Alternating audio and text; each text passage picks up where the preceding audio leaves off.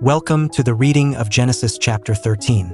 In this chapter, we see the journey of Abram and Lot as they separate in peace, each choosing different paths.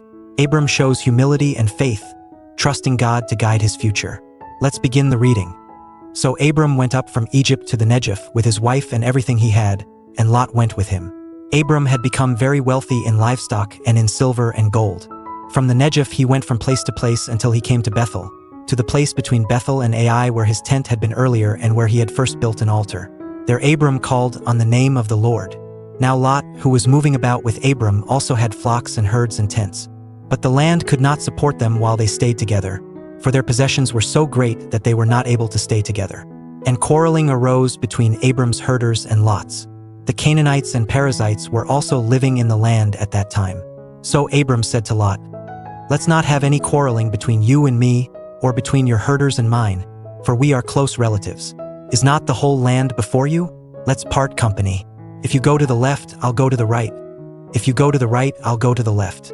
Lot looked around and saw that the whole plain of the Jordan toward Zoar was well watered, like the garden of the Lord, like the land of Egypt.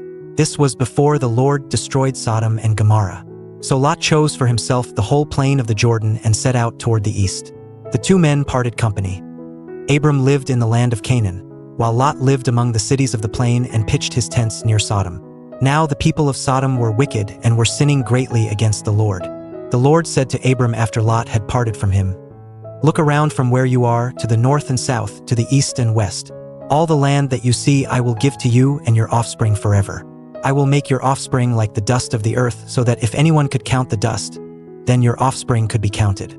Go, walk through the length and breadth of the land, for I am giving it to you." So Abram went to live near the great trees of Mamre at Hebron, where he pitched his tents. There he built an altar to the Lord. This was the reading of Genesis chapter 13. In Abram's choice to seek peace, we see a powerful example of faith and humility. May we learn to trust God's promises as Abram did. See you in the next chapter. God bless you.